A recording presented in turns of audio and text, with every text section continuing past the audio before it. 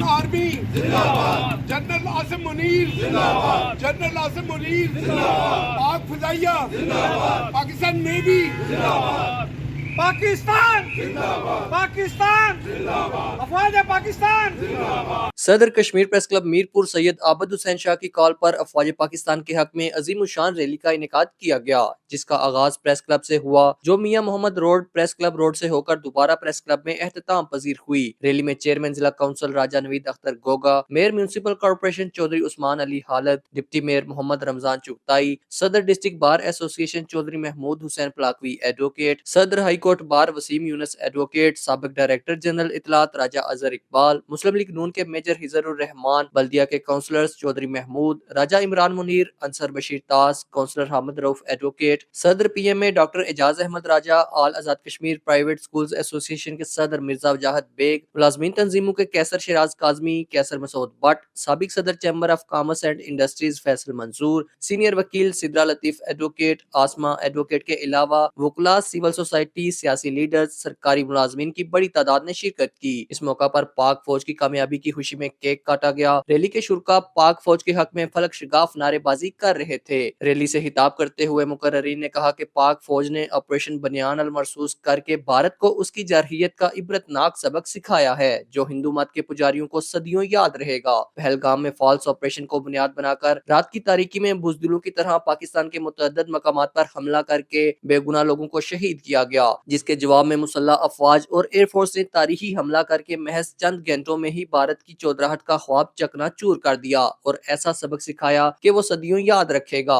مسلح افواج نے ثابت کر دیا کہ وہ جذبے اور ایمان سے لڑے ہیں، کشمیری پاکستان کے فرنٹ لائن سولجرز ہیں، وطن کے دفاع کے لیے وہ ہر اول دستے کا کردار ادا کریں گے۔ اسامہ حضر، JK نیوز، میرپور، آزاد کشمیر۔